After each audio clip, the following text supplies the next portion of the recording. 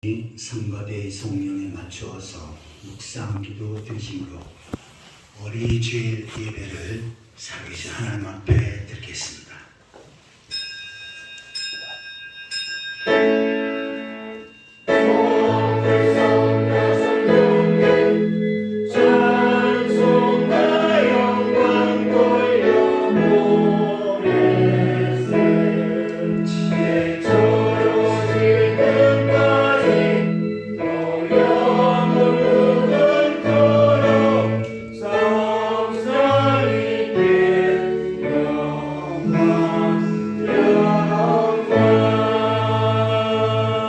하나님은 영이시니 예배하는 자가 영과 진리로 예배할지니라. 아멘. 다 같이 일어서서 찬송가 44장을 찬양하시겠습니다.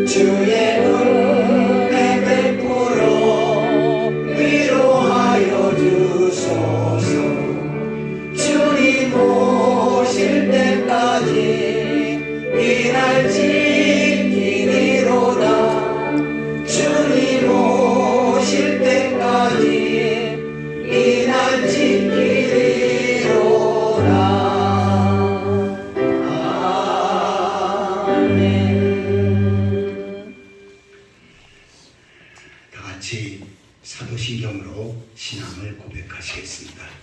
전능하사 천지를 만드신 하나님 아버지를 내가 믿사오며 그 외아들 우리 주 예수 그리스도를 믿사오니 이는 성령으로 잉태하사 동정녀 마리아에게 나시고 본디오 빌라도에게 고난을 받으사 십자가에 못 박혀 죽으시고 장사한 지 사흘 만에 죽은 자 가운데서 다시 살아나시며 하늘에 오르사 전능하신 하나님 편한 자 계시다가 저로서 산자와 죽은 자를 심판하러 오시리라.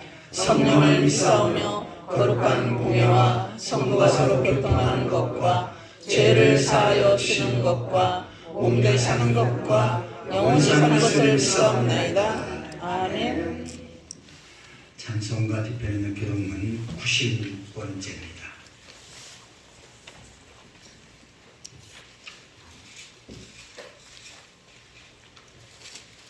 교동문 96번째 어린이 주일을 교독하시겠습니다. 96번입니다. 보라, 자식들은 여호와의 기업이요 태의 열매는 그의 상급이로다. 젊은 자의 자식은 장사의 수중의 화살 같으니 이것이 그 화살통에 가득한 자는 복되도다. 이르시되 진실로 너희에게 이르노니 너희가 돌이켜 어린아이들과 같이 되지 아니하면 결단코 천국에 들어가지 못하리라. 그러므로 누구든지 이 어린아이와 같이 자기를 낮추는 사람이 천국에서 큰 자니라. 또 누구든지 내 이름으로 이런 어린아이 하나를 영접하면 온 나를 영접함이니 또 아비들아 너희 자녀를 노엽게 하지 말고 오직 주의 교훈과 훈계로 양육하라. 마땅히 행할 길을 아이에게 가르치라. 그리하면 늙어도 그것을 떠나지 아니하리라. 아멘. 다 같이 하변시어서 찬송가 563장을 찬양하시겠습니다. 이 찬송 보신 다음에 천종아 장로님 기도 인도하시겠습니다.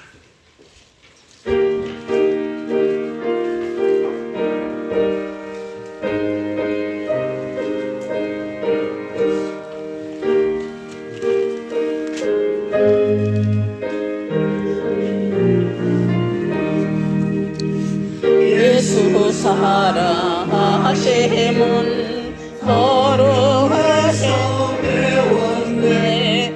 우리들은 약하나 예수 권세만 도다. 날 사랑하심 날 사랑하심 날 사랑하심 성경에 써였네. 나를 사랑하시고 나의 죄를 가시서 하늘 문을 여시고 들어가게 하시네. 날 사랑하심 날 사랑하심 날 사랑하심 성경에 써있네. 내가 연약할수록 더욱이 여기사 높은 보좌 위에서 낮은 나를 보시네. 날 사랑하심 날 사랑하심 날 사랑하심 성경에 쓰였네. 세상 사는 동안에 나와 함께 하시고 세상 떠나가는 날 천국 가게 하소서. 날 사랑하심 날 사랑하심 날 사랑하심 성경에 써였네. 아멘.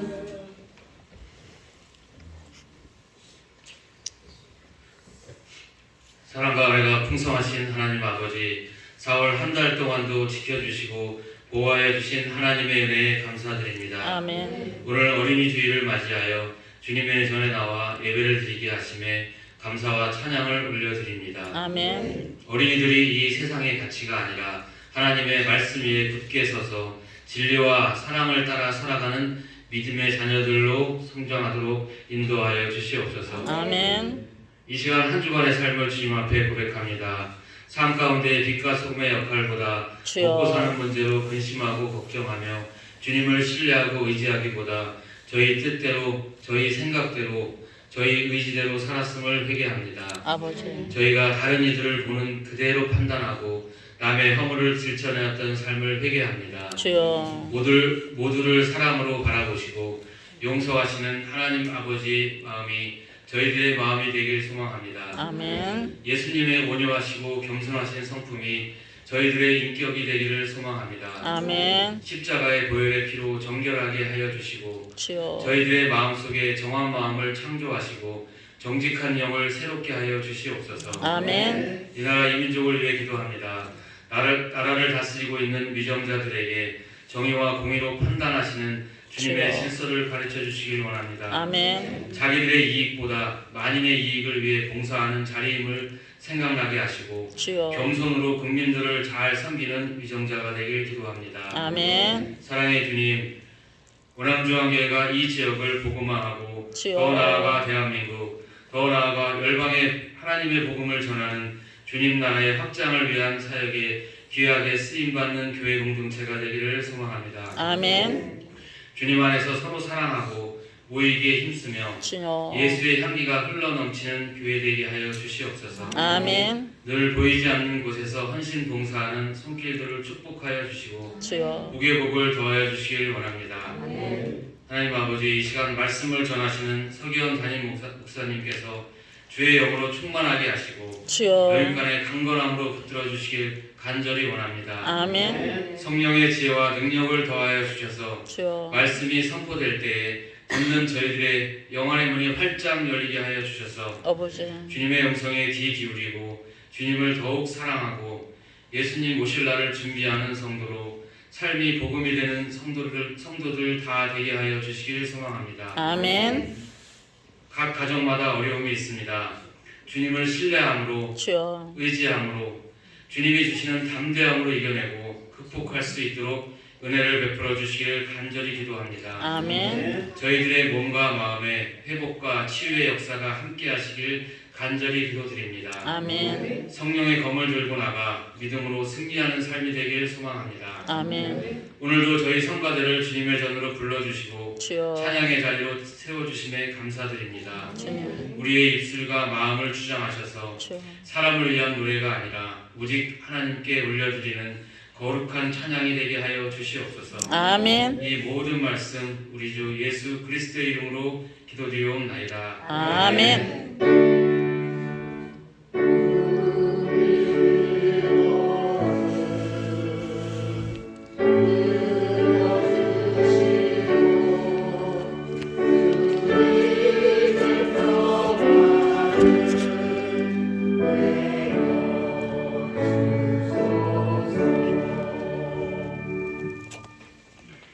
하나님 말씀은 에베소서 6장 4절입니다.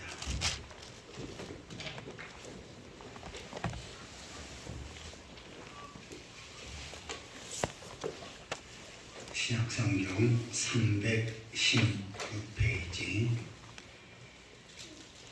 에베소 6장 4절 한 절만 다 같이 읽겠습니다. 또 아비들아 너희 자녀를 노릇게 하지 말고 오직 주의 분과 훈계로 양육하라. 아멘. 시간 성가대의 찬양 읽겠습니다.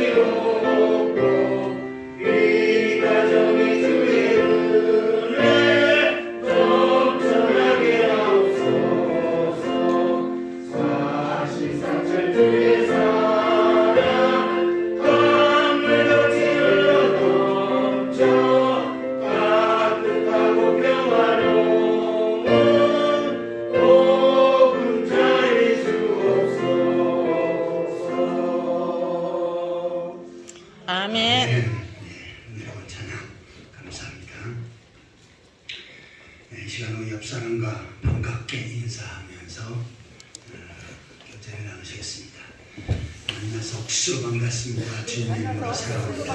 만나서 억수로 반갑습니다. 반갑습니다. 사랑합니다. 주님의 이름으로 사랑합니다. 말씀의 제목을 한번 따라해 보시기 바랍니다. 그리스도인의 부모. 그리스도인의 부모. 오늘도 이 말씀을 통해서 하나님께서 큰 은혜 주실 줄 믿습니다. 아멘. 로마가 전 유럽과 전 세계를 정복할 때 두 여인이 있었습니다.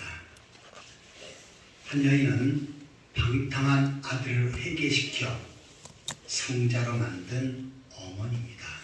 그 이름은 모니카고 그의 아들은 어거스틴입니다. 그런데 자기 남편을 살해하고 아들을 황제로 만든 어머니가 있습니다. 그 이름은 아그리피나라고 하는 여인입니다. 네로 황제의 어머니는 아들을 황제로 만들기는 성공했으나 나중에 그 아들에 의해서 살해를 당합니다. 더욱이 그 아들 네로는 엄청나게 많은 그리스도인들 핍박하는 폭군이었습니다. 가장 비참한 폭군이었지요. 이처럼 아그리피나는 어머니였었지만 실패한 어머니였습니다. 하지만 모니카는 방탕한 아들 어거스틴을 위해서 30년 동안 눈물로 기도를 합니다. 결국은 어떻게 합니까? 그가 회개하고 돌아와 하나님의 말씀을 가르치고 또한 우리 기독교 체계를 세우는 장로교의 기독교 체계를 세우는 위대한 신학자가 되었습니다. 그는 많은 사람들이 성자라고 이렇게 부릅니다. 한 어머니는 자식을 황제로 만들었지만 실패한 어머니였습니다. 하지만 한 어머니는 자식을 신앙으로 잘 양육해서 훌륭하게 그리스도인으로 만든 아주 훌륭한 어머니였습니다. 부모는 자녀를 양육하고 키울 의무가 있지요. 자, 그런데 어떤 부모가 되느냐에 따라서 그 자식의 미래가 결정되어집니다. 성경은 자녀를 잘 양육하라 라고 이렇게 말씀하고 있습니다. 그래서 부모는 자식을 잘 양육해야 되는데 구체적으로 어떻게 양육을 해야 될지를 성경에서는 자세히 말씀하고 있습니다. 어머니가 90이고 아들이 70이면 둘 다 늙어가지요. 그러나 어머니 앞에는 자식이 늙어가도 자식입니다. 어리게만 보여요. 내가 어릴 때 어린아이만 내가 자식으로 잘 양육해야 되느냐? 그렇지 않습니다. 내가 이 세상을 떠날 때까지 부모는 자식을 잘 양육해야 하는 것입니다.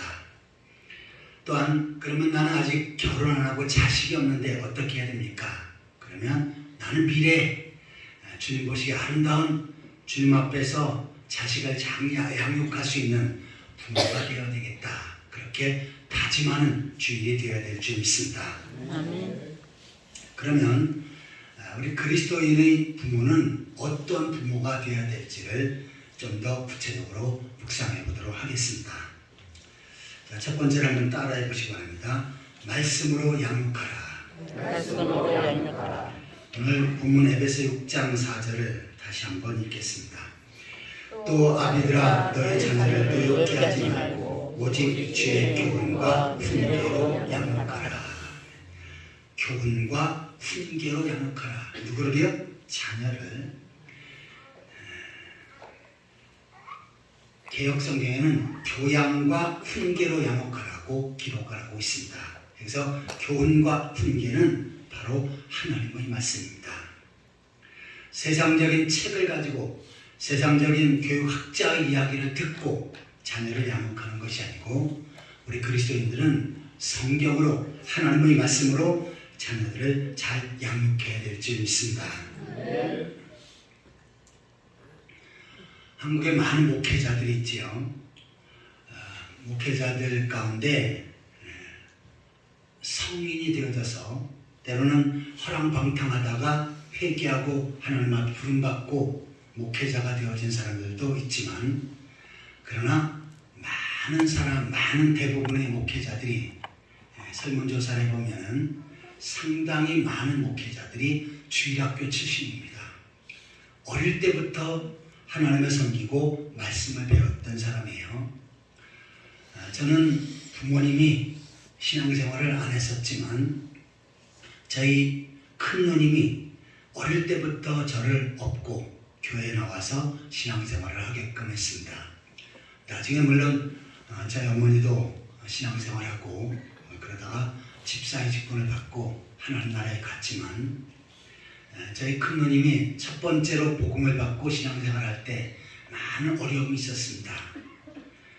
저희 아버지와 큰형이 엄청나게 핍박을 했다 그래요.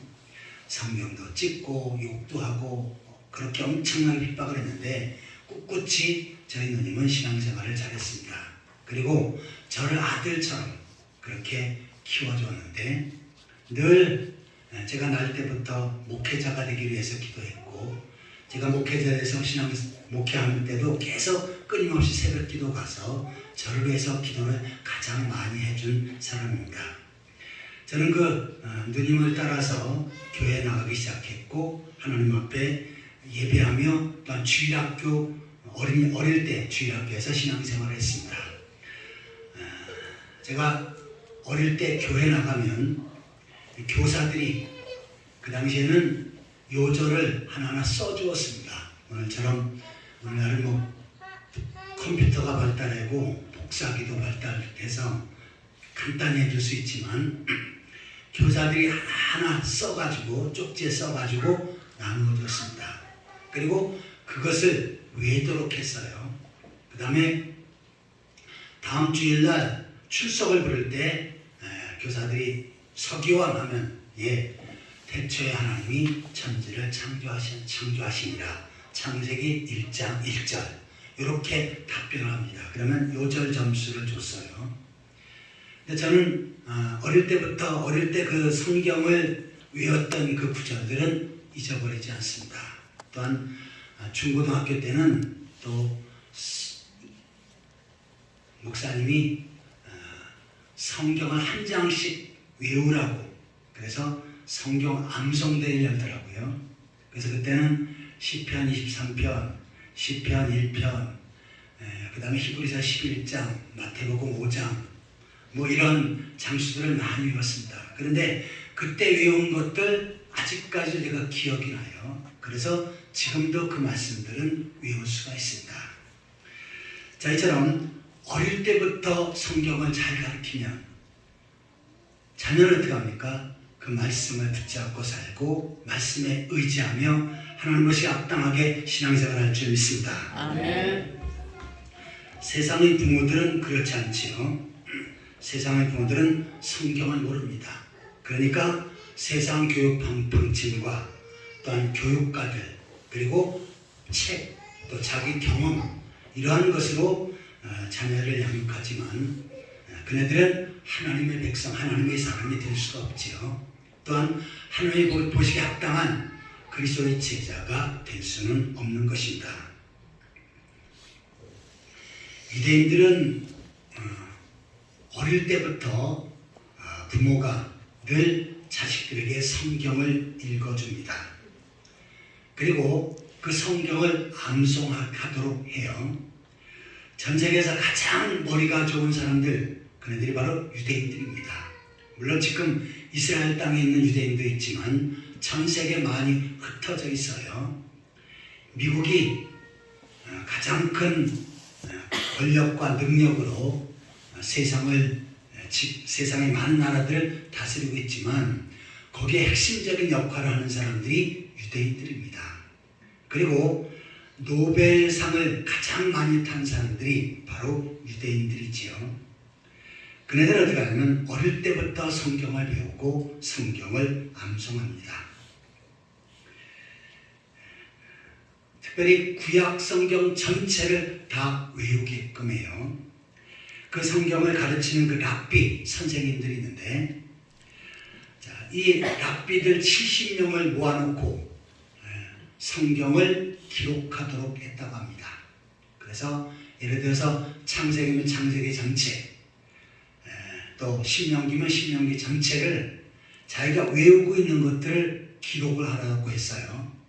그런데 70명의 그 랍비들, 유대인들은 토시 하나, 우리나라로 말하면 토시 하나 틀리지 않고 완벽하게 다 그렇게 기록을 했다고 합니다. 왜냐하면 다 암송하고 있으니까. 그러니까 얼마나 지혜롭고 똑똑하겠습니까? 그리고 성경만 외우고 끝나겠습니까? 내가 하나님 앞에 이 말씀대로 살려고 애쓰고 힘쓰는 것이지요. 성경은 어떠한 삶이 바른지, 어떠한 삶이 잘못된지를 정확하게 알려주고 있습니다. 그래서 그 성경을 기준으로 해서 자녀들을 양육하면 자녀들은 하나님 보시기에 아름다운 하나님의 자녀로, 믿음의 사람으로 성장할 줄 믿습니다. 아멘. 잠언서 22장 6절을 보시겠습니다.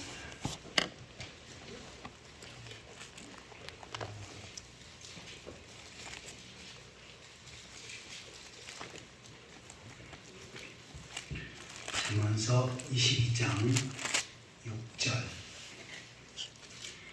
같이 읽겠습니다. 마땅히 행할 길을 아이에게 가르치라. 그리하면 늙어도 그것을 떠나지 아니하리라. 마땅히 반드시 아이에게, 자식에게 어떻게 해야 됩니까? 하나님의 말씀을 가르쳐야 합니다. 나는 시간이 없으니까, 그리고 나는 성경을 잘 모르니까 안 해도 되겠지. 그렇지 말고 누구나 다 부모라면 자식들에게 바로 행할 길, 성경을 기초로 해서 마땅히 살아야 될 길을 가르치라 라고 말씀합니다. 그러면 어릴 때 가르쳐 놓으면 그것이 어떻게 합니까? 늙어서도 떠나지 않고 그 말씀 앞에 올바로 선다는 얘기입니다. 곁길로 가지 않지요.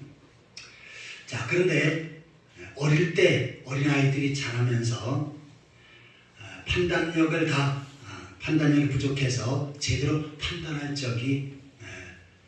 하지 못할 적이 있습니다.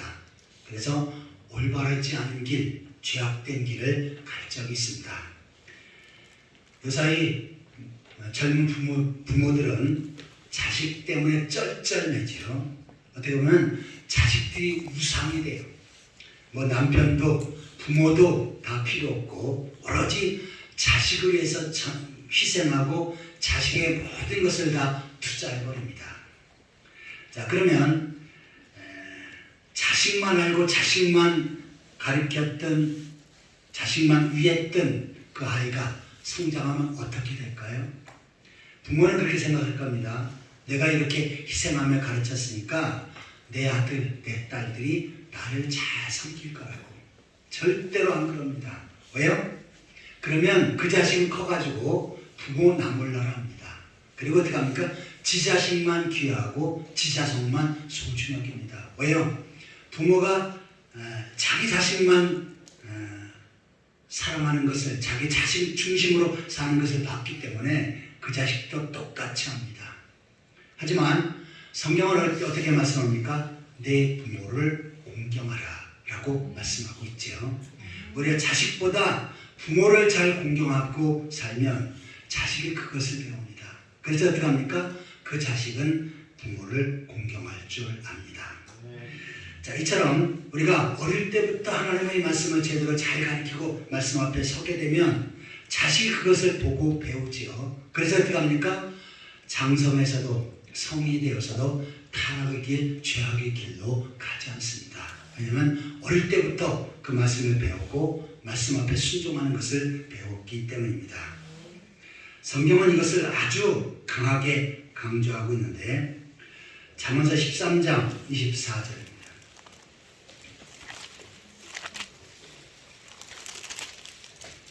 잠언서 13장 24절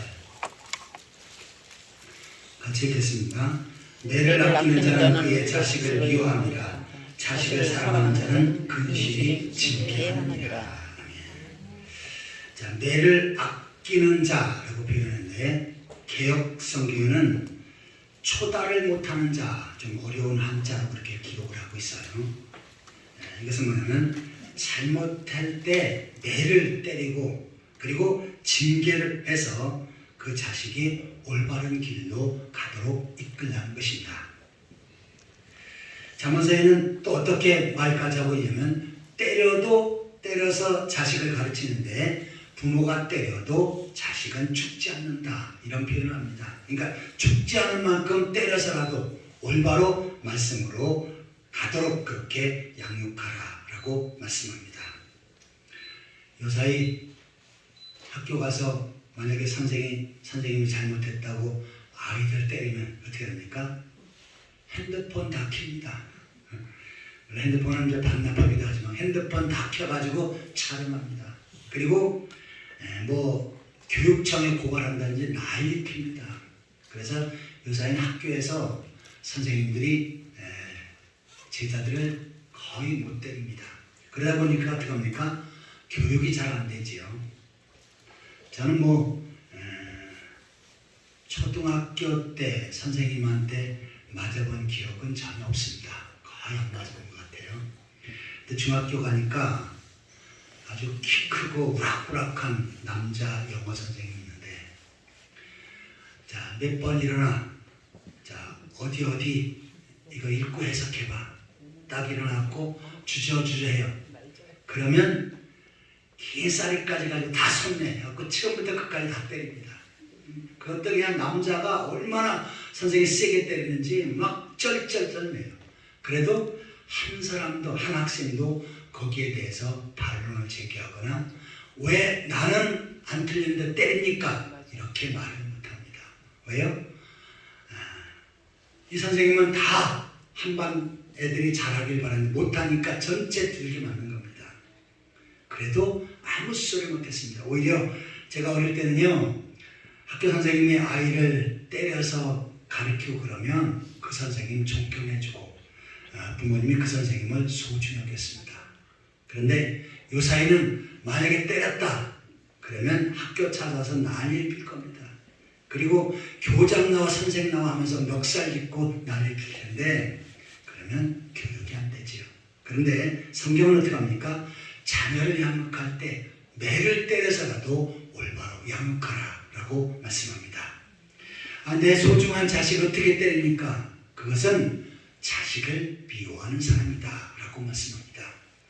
자식이 잘못된 길, 말씀 앞에 어긋난 길로 가면 정확히 이것은 잘못된 것이다. 그러면서 매를 때려서라도 올바로 이끌라고 말씀을 하고 있습니다. 실질적으로 있었던 한 가정인데요. 권사님이 있는데 이 권사님은 5명의 아들을 다 박사로 만들었습니다. 아주 공부도 잘하고 박사이면서 훌륭한 교수들로 만들었어요. 자, 그런데 아들 5이 있는 이 권사님이, 그러니까 아이가 초등학교 다닐 때예요. 첫째 아들이 주일이면 교회 가서 예배를 드려야 되는데 물가에 가서 물장구 치고 놀고 있는 것을 보게 됐습니다. 교회 가다가 겨울을 보니까 거기에 아들이 교회도 가지 않고 거기서 놀고 있는 거예요. 그래서 그 당시에는 이제 권사님은 아니었죠. 이 권사님이 물가로 내려갔습니다. 그리고 이 아들에게 질문했어요. 얘야, 너 오늘 왜 교회 안 갔니? 그러니까 저는 교회 가고 싶지 않아서요. 내가 자원한 마음이 생기면 가고 싶으면 그때 가겠습니다 라고 말했습니다. 요사이 같은 부모는 어떻게 하겠어요? 그래, 그러면 신앙은 억지로 하는 거 아니지. 그래, 내가 기도할 테니까 교회 가고 싶은 마음이 있으면 가라. 그런데 될 수 있으면 다음 주가라도 가면 좋겠다 이렇게 얘기하겠죠. 근데 이 권사님은 그러지 않았습니다. 물가로 내려갔습니다. 그리고는 자, 내가 오늘 하나님 앞에 예배 드려야 되는데 예배를 안 드렸어. 이것은 하나님의 자녀가 할 것이 아니다. 내가 너를 교육을 잘못시켰다. 교육을 잘못시킨 나도 잘못이고 너도 교회 안 갔으니까 너도 잘못이다. 그러니 우리 저 물속에 들어가서 빠져 죽자. 그리고 물 안쪽으로 끌고 들어갔습니다. 그리고 거기서 아이를 물속에 그냥 집어쳐넣었어요. 그러니까 집어쳐넣었다 빼니까 이 아이가 난리가 났죠. 아니 우리 엄마가 어떻게 된 거 아니야 생각을 했는데, 자, 하나님 앞에 예배하지 않는 사람은 하나님께서 기뻐하시지 않는다. 하나님은 하나님 백성 자녀가 반드시 예배해야 된다. 나도 예배하러 가는데 네가 예배를 안 해? 그러면 나도 잘못이고 너도 잘못이니까 네가 먼저 죽고 내가 여기서 죽겠다 라고 했습니다. 그랬더니 그 아이가 벌벌 떨면서 난 절대로 이런 짓 안 하겠다고, 다시는 내가 교회에 빠지지 않겠다고 사정사정을 빌고 난리가 났습니다. 그래서 물가로 내려와서 내가 잠시 그러는 거냐 아니면 진짜냐, 그러니까 제가 약속하겠습니다. 무슨 일이 있어도 저는 주일날 하나님 앞에 가서 예배하겠습니다. 그래서 철저히 약속하고 그 다음부터는 하나님 앞에 예배하는 예 우선순위를 두었습니다. 이 아이가 성장해서 어떻게 되냐면 신학대 교수가 되었습니다. 자, 이처럼 우리가 자식이 잘못된 길로 간다든지 말씀 앞에 어긋난 삶을 살면 말씀을 제대로 가르치고 그 말씀대로 제대로 이끌어줘야 될 줄 믿습니다. 아멘. 제대로 하자면 어떻게 합니까? 매를 때려서라도. 제 자식은 지금 50인데 어떻게 제가 매를 때립니까? 그래도 어떻게 합니까?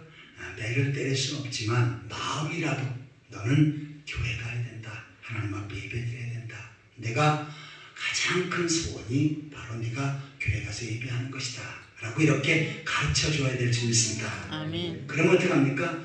어느 순간 어느 시점인가 반드시 자녀들이 신앙생활 잘하고 하나님을 잘 섬길 줄 믿습니다. 아멘. 이처럼 우리 그리스도인의 부모는 내가 말씀 앞에 올바로 서야 될 뿐만 아니라 말씀으로 자녀들을 양육해야 합니다.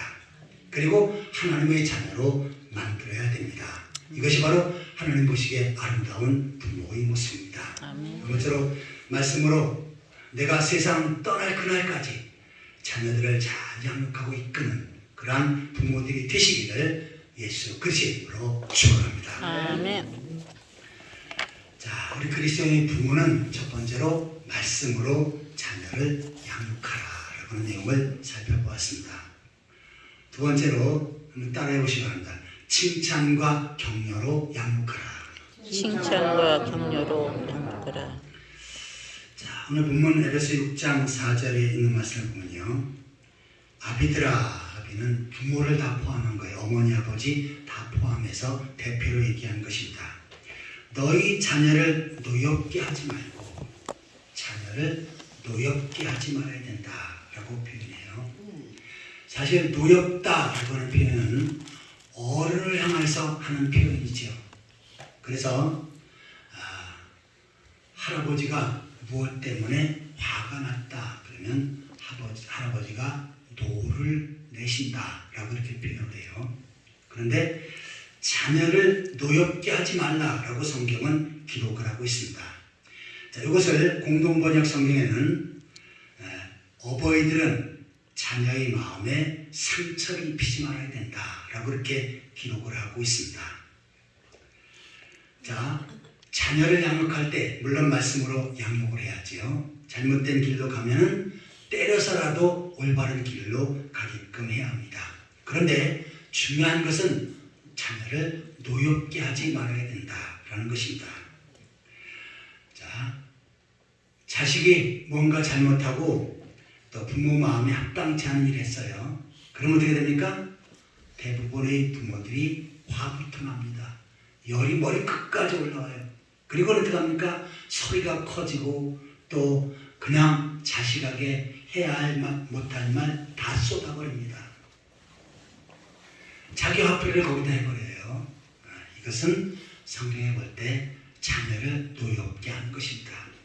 아무리 내가 화가 나도 어떻게 됩니까? 참고 그 다음에 자녀를 향해서 이게 잘못됐다라고 가르쳐 가르칠 때 자식이 듣지요.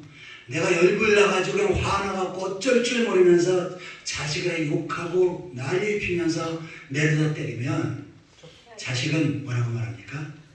이건 교육이 아니고 화풀이 하는 거다. 옆에 누가 얘기하는 거 보니까 그 사람이 그런 거예요. 화풀이 하는 거다 라고 생각을 합니다. 그래서 절대로 그 교육 받지 않습니다. 너 이렇게 하지 마. 그래도 말은 그렇게 하지만 그 다음부터는 또 해버립니다. 왜요? 내 부모는 나에게 화풀이 대상으로 나를 보고 있다 하면서 상처를 받기 때문입니다. 저는 지금까지 자녀를 4명을 키웠는데 제 집사람보다 제가 다 키웠습니다. 저는 자식들에게 잘합니다. 우리 집사람보다 제가 잘해요. 그래서 물론 저희 집사람도 자식 키우는데 고생 많이 했죠. 근데 저희 집사람이 해야 될 부분이 있고 또 제가 해야 될 부분이 있는데 저는 자식들을 향하여서 자기에게 요구하고 또 말하는 것이 있으면 잘 듣고 웬만하면 다 챙겨주려고 노력을 합니다. 이 사이도 자식 중에 하나는 이 얘기 하지 말라고 제가 몇 번 얘기를 들었는데 오늘 한번 해야 되겠습니다. 제가 교회에 있으면 전화가 옵니다. 아빠 나오리니까 태우러 와. 그러면 제가 한 번도 안 간다 소리 안 합니다. 곧바로 갑니다. 물론 못 갈 상황이 되면 제가 안 가요.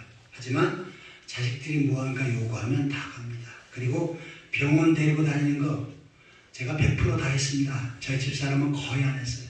둘째 딸 입원할 때 한 번 했어요. 그거는 제가 인정합니다. 폐렴 걸렸을 때. 그 다음에는 제가 다 했습니다. 병원 다 데리고 다니고 다 하고. 그리고 물론 저도 기억나지 않는 부분이 있지만 자식들 때문에 내가 화를 내고 막 그런 적 거의 없습니다. 왜요? 자녀를 노엽게 하지 말라고 말씀하고 있기 때문입니다. 그래서 자녀는 자식에게 상처 주는 말, 화풀이하고 이런 거 다 합니다. 그건 절대로 교육이 아닙니다. 왜요? 그것은 마음의 상처가 되고 그리고 마음에 계속 안 좋은 생각으로 남을 뿐입니다. 그런데 자녀를 양육할 때 노엽게 하지 말고 칭찬과 격려로 양육해야 된다라고 말씀하고 있습니다. 잠언서 27장 21절입니다.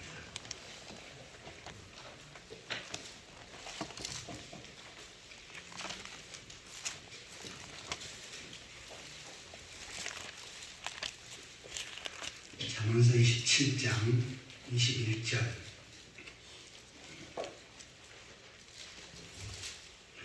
같이 읽겠습니다. 도가니로 은을 풀무로 금을 칭찬으로 사람을 단련하느니라. 도가니로 은, 풀무로 금이라고 표현했는데 도가니라 풀무는 다 용광로를 가리킵니다. 용광로 속에 이러한 은이나 금이나 철을 녹여서 그것을 다시 모양을 바꾸고 단련시키지요. 그런데 용광로와 그 도가니, 풀무 같은 이러한 것을 통해서 단련이 되지만 사람은 칭찬으로 단련되어진다. 칭찬할 때 그 사람이 바뀌어지고 그 사람이 변화가 되어진다는 것입니다.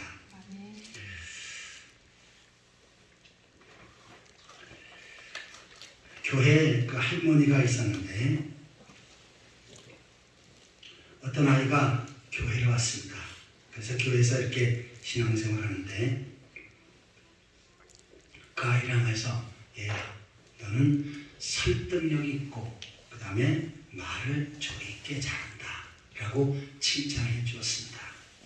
그 아이는 그 할머니 그 어떤 집사님이 한 번 이야기해 준 거예요. 그런데 그 이야기가 너무 가슴에 와닿아서 그 이야기가 계속 마음에 들고 그래서 나중에 들으니까 나는 말씀을 잘 전하는 목회자가 되어야 되겠다라고 결단하면서 목회자가 되었습니다. 그 사람이 누구냐면 유명한 빌리 그레임 목사, 전 세계 아주 유명한 목회자지요. 그 목회자가 되었습니다. 우리가 잘 아는 아인슈타인 학적부에 어떻게 기록되어 있냐면 가망 없는 아이, 너무나 엉뚱하고 이상한 행동을 해서 가망 없는 아이라고 학교 선생님이 학적부에 기록을 했습니다. 그런데 어머니는 어떻게 했냐면 너는 분석력이 참 탁월하다라고 칭찬해 주었습니다. 그 어머니의 격려가 어떻게 합니까? 나중에 세계적인 과학자, 지금도 전 세계 사람들이 다 존경하고 있죠. 그 과학자 아인슈타인이 되었던 것입니다. 자녀에게 칭찬하는 것 돈 들지 않습니다. 그런데 우리 한국의 부모들은 자식에게 칭찬하기보다는 오히려 자식을 향해서 안 좋은 말들을 더 많이 합니다.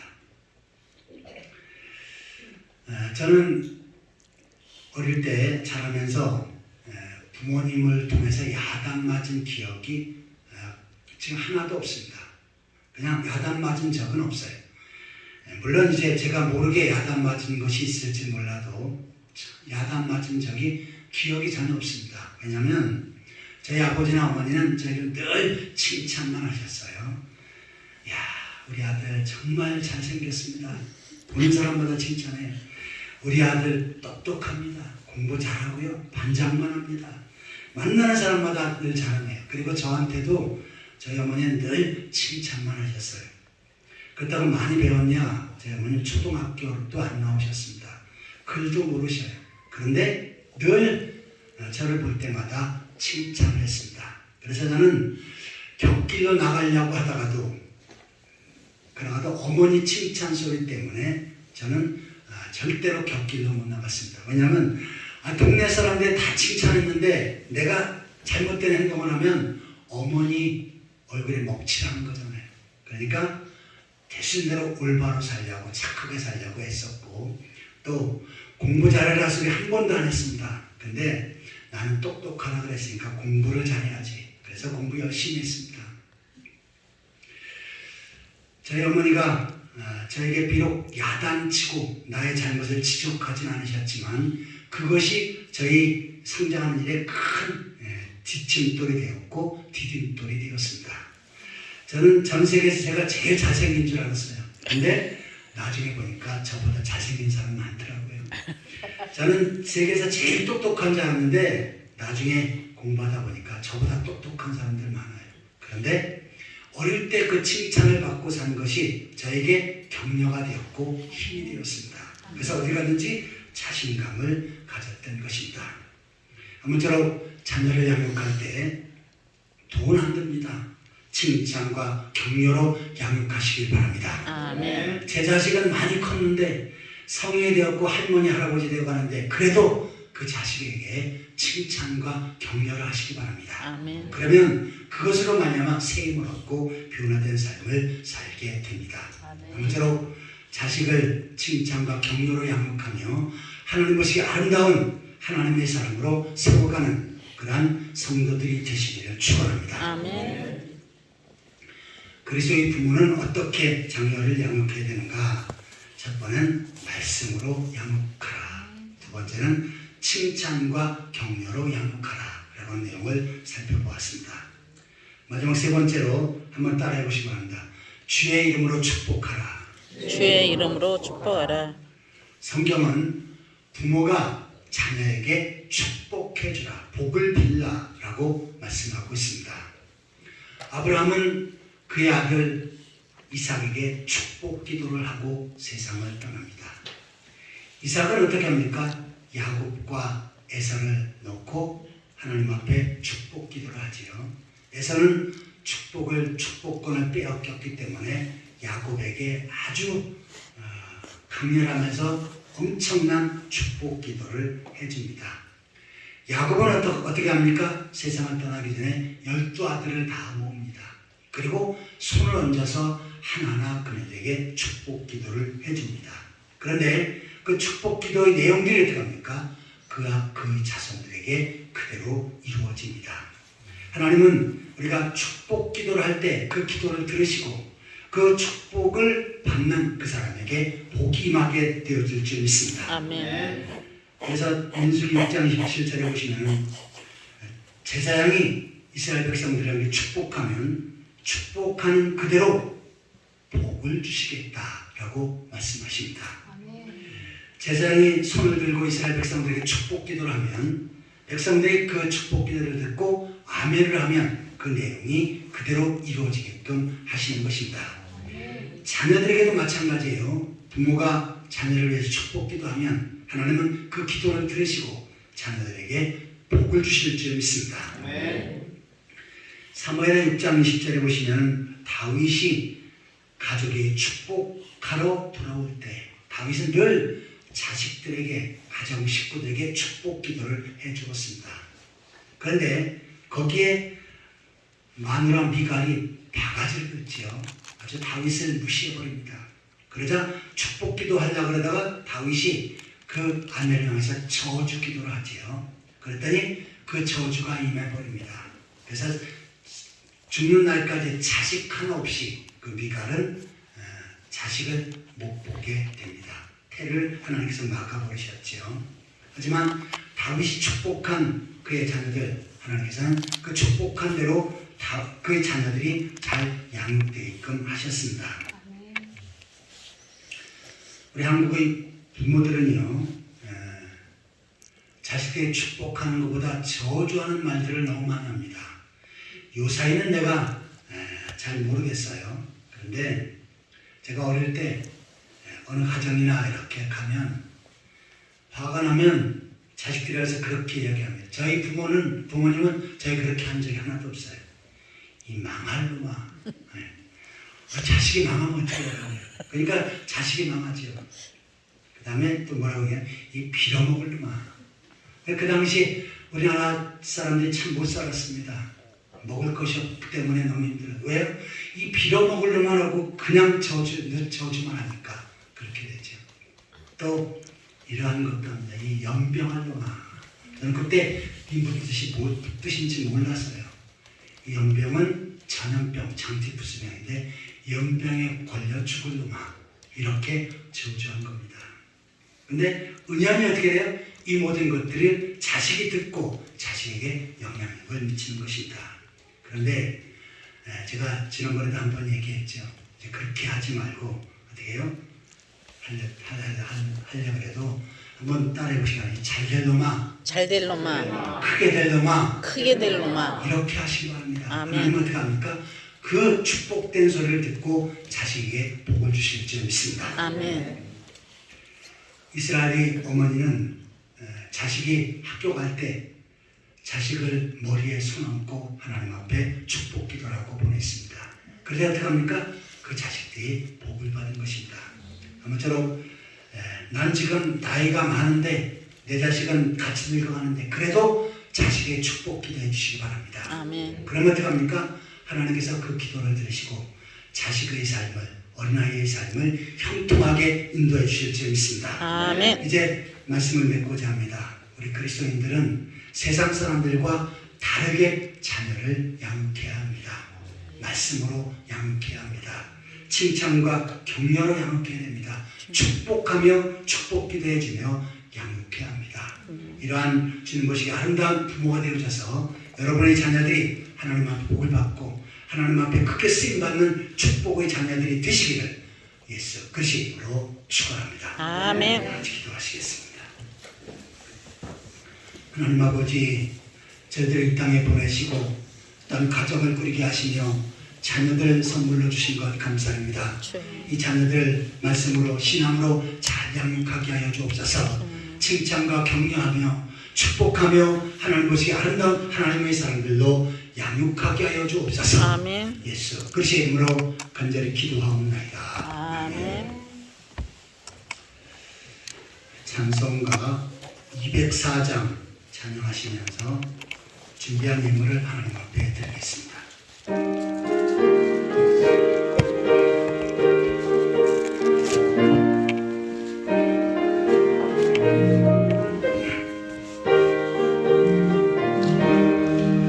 주의 말씀 듣고서 주를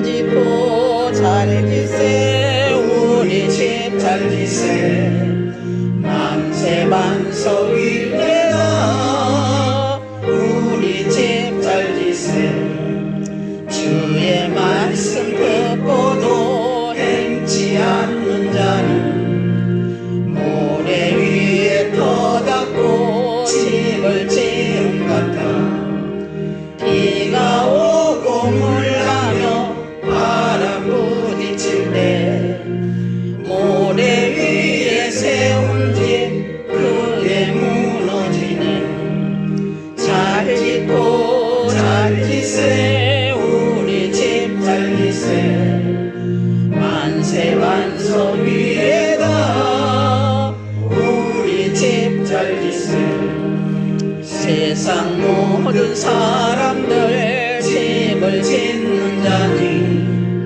반석 위가 아니면 모래 위에 짓네 우리 구주 오셔서 지은 삶을 줄 때 세운 공로 따라서 영영 상벌 주니 잘 짓고 잘 지세 우리 집 잘 지세 만세 반석 위에다 우리 집 잘 지세. 우리 다 같이 기도하시겠습니다. 하나님 아버지, 억만 죄악 가운데 저를 구속하시고 하나님 백성으로 세우시고 하나님 날 소망하며 살게 하신 것 감사합니다. 주여. 이 땅의 많은 환난과 질보와 재난 가운데 저희를 지켜주셔서 오늘도 하나님 앞에 나와 예배할 수 있게 하신 것 감사드립니다. 이 모든 은혜를 기억하며 정성껏 예물을 드리옵나니 예물을 기쁘게 받으시고 크게 축복하여 주옵소서. 아멘. 11조 헌금은 하나님 앞에 구별해드린 손길 드렸습니다. 주여. 하나님 기억하셔서 그들의 삶 가운데 창고가 차고 넘치고 저주와 질병이 물러가게 하여 주옵소서. 아멘. 또한 감사의 일을 손길들 하나하나 기억하셔서 감사가 넘치게 하시고 감사의 일들이 날날로 더해지게 하여 주옵소서. 주정헌금을 드리고 선교헌금을 드리고 장학헌금과 전도헌금과 건축헌금과 일천번째 헌금을 드립니다. 주님. 하나하나 기억하셔서 하늘문을 여시고 크게 복의 복을 허락하여 주옵소서. 아멘. 예수 그리스도의 이름으로 축복하며 간절히 기도하옵나이다. 아멘. 예, 교회 소식을 보시겠습니다.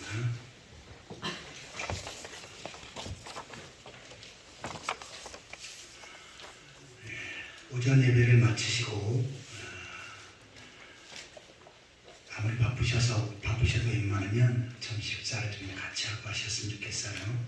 특별히 구역 예배를 쉰다 그러니까 날개를 다친 듯 끝나자마자 도망가시는 분들이 있는데 그러지 마시고 같이 식사를 나누시고 교제를 나누시고 그러시면 더욱더 좋겠습니다. 그리고 오늘은 어린이 주일입니다. 우리 자녀들을 믿음으로 말씀으로 잘 양육하시기 바랍니다. 그래서 교회에서 어린이들을 위해서 선물을 준비했습니다. 근데 오늘 아까 쌍둥이 엄마는 중간에 가더라고요. 뭐 급한 일이 있은 모양인데 우리 선생님들은 가지고 계시다가 우리 다음 주에 좀 전달해 주시면 좋겠습니다. 그리고 학생들을 위해서 우리 장학금을 위해서 준비된 것이 있는데 오늘따라 또 학생들 잘 안 보이네. 뒤에 한 명 있어요? 앞으로 나와요. 한승률 고3인가? 네. 그래.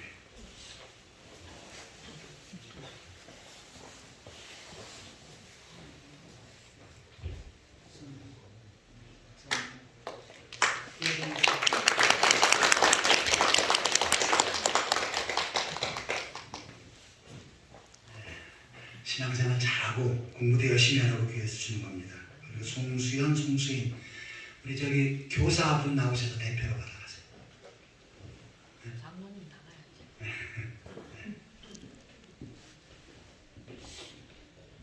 이거 전대지 장모님 직원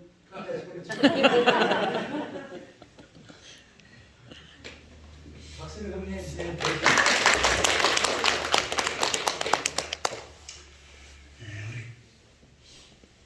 주일은 어버이 주일입니다. 뭐 어버이 주일 때 선물 있습니까? 없어요? 그럼 선물을 준비하시지. 어린이들만 주면 안 되잖아요. 아니, 아무 대답이 없지. 네, 저기 적당한 선물 우리 재정부에서 준비해 주시기 바랍니다. 누구냐면 결혼해서 부모가 있으면 됩니다. 어린아이도. 아니면 잠잠하셔요?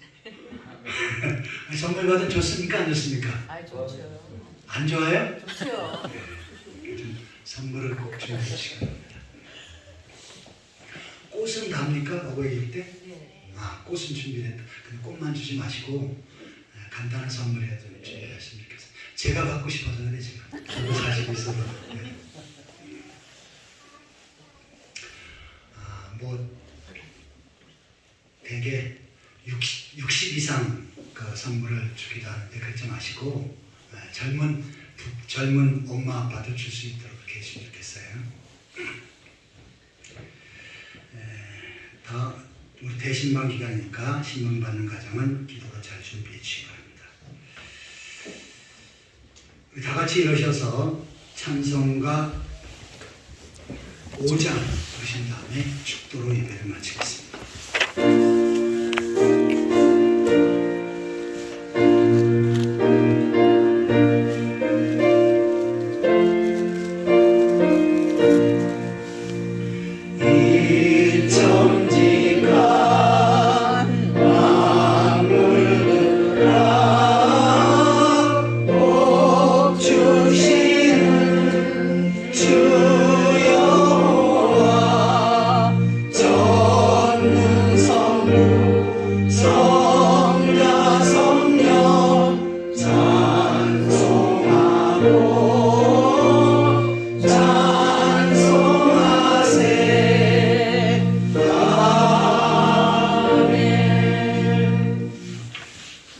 이제는 교회의 머리가 되신 우리 주 예수 그리스도의 은혜와 하나님 아버지 그 무한하신 사랑과 성령의 위로 교통 교제하시니 자녀를 믿음으로 말씀으로 잘 양육하게 노라고 다짐하는 하나님의 사람들과 그들의 가정과 삶의 터전위에 오남 중앙교회와 이 나라 민족위에 지금부터 영원토록 항상 함께 있을지어다.